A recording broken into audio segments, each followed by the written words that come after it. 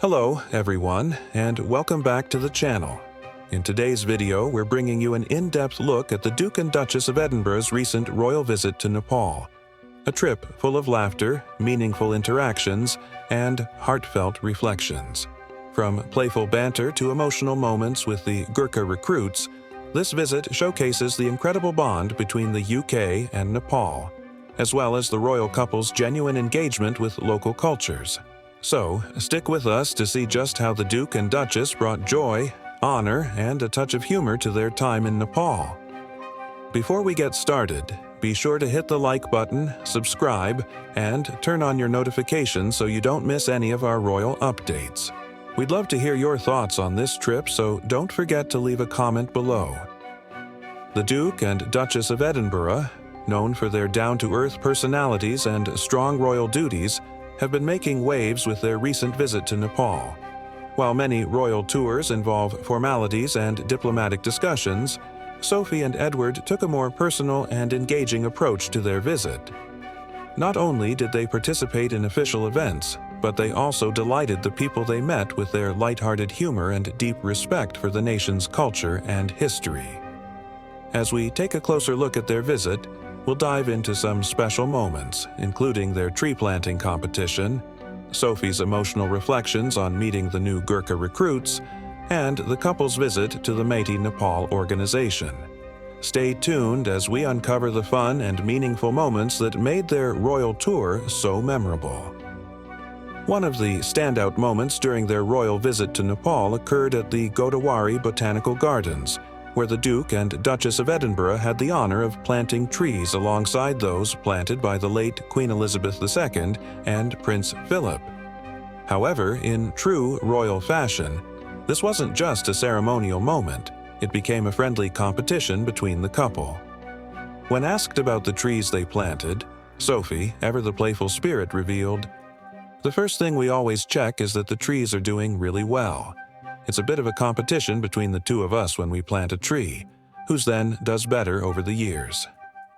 Edward, with a cheeky smile, turned to Sophie and said, "Yes, I wonder why you mentioned that," when the press inquired about who was winning the tree-growing competition.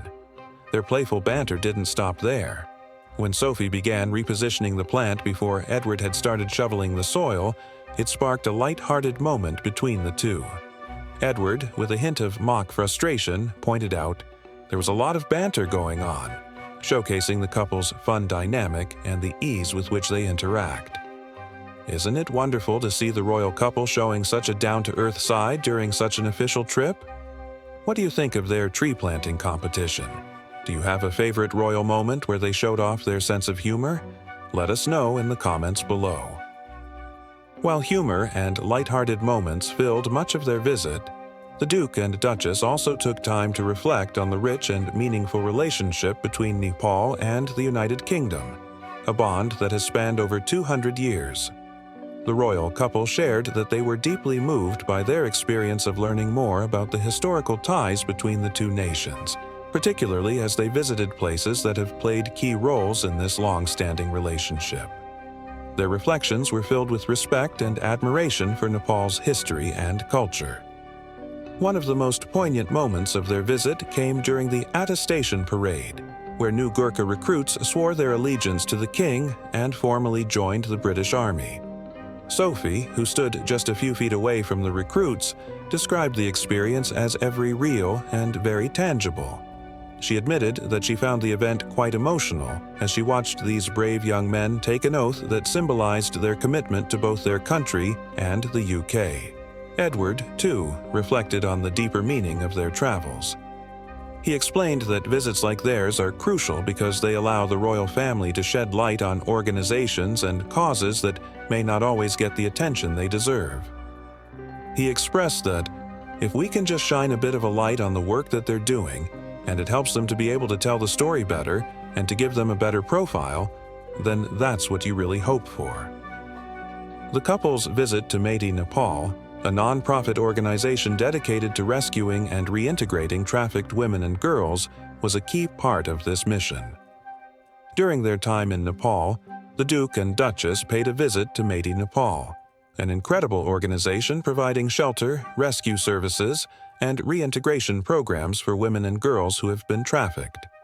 The Duchess was visibly moved by the experience, taking the time to engage with staff and survivors of trafficking. This visit wasn't just about raising awareness for the organization. It was about showing solidarity with a cause that has profound human implications. It's clear that Sophie and Edward's involvement goes beyond ceremonial duties. They genuinely care about making a difference. The couple also made sure to engage directly with local communities throughout Nepal. On their final day in the country, they were given a traditional and colorful send-off by the people of the Gurkha community.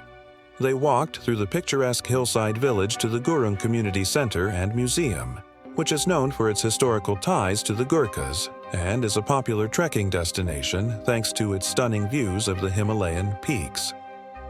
The farewell ceremony was marked by bright, colorful garlands draped over Sophie and Edward's necks as they walked past the smiling villagers. The entire village had gathered to bid them goodbye, lining the streets with waving hands and joyful hearts.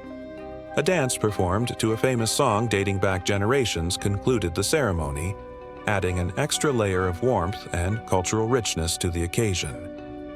As they walked away, the royal couple reflected on the meaningful nature of their visit, acknowledging the lasting friendship and connection between Nepal and the United Kingdom. This moment, filled with joy, culture, and mutual respect, was a fitting way to end a royal visit that was as much about human connection and compassion as it was about diplomatic relations. The Duke and Duchess of Edinburgh's visit to Nepal was nothing short of extraordinary. From their playful moments during tree planting to the deep emotional reflections on the Gurkha recruits and their work with organizations like Mighty Nepal, it's clear that their trip was filled with both personal and royal significance. They were able to share in the warmth and culture of Nepal while simultaneously shining a light on important causes, creating a lasting bond between the people of the UK and Nepal. Now, we'd love to hear your thoughts. What part of the Duke and Duchess's visit to Nepal resonated most with you? Did their playful tree planting competition bring a smile to your face? Or was it their emotional reflections on the Gurkha recruits or their support for Mighty Nepal? Share your thoughts in the comments below. We love hearing from you. Don't forget to like this video, subscribe to our channel for more royal updates, and hit the bell to ensure you never miss any of our exciting content. Thanks for watching, and we'll see you next time.